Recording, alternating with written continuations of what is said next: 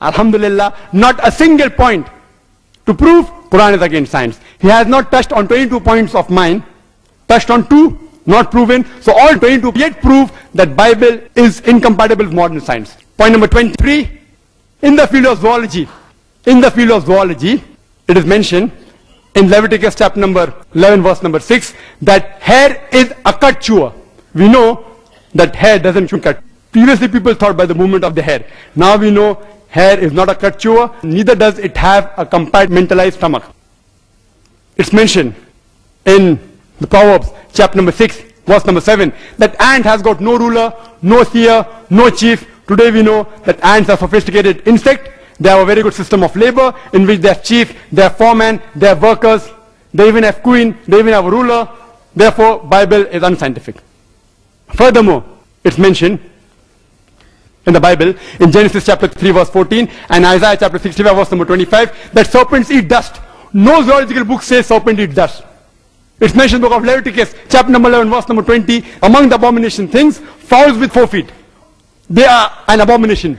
And some scholars say that fowl is the wrong translation of the Hebrew word uf. In King James, it should be insect or winged creature. And in New International Version, it says winged creature. But it says all insects which are 4-footed are an abomination. They are detestful for you. I want to ask Dr. William Campbell, which insects have got 4 feet? Even a student who has passed elementary school knows that insects have got 6 feet. There is no bird in the world. There is no fowl in the world. There is no insect in the world which have got 4 feet. Furthermore, there are mythical animals and fabulous animals mentioned in the Bible as though they exist. For example, unicorn. It's mentioned in the book of Isaiah chapter 34 verse number 7, talking about unicorn as though it exists. You look up in the dictionary, it says the animal which has got a horse's body and a horn, which is only available in myths. My time is over. Only I like to tell that I apologize if I've hurt the feelings of any Christians. That was not my intention.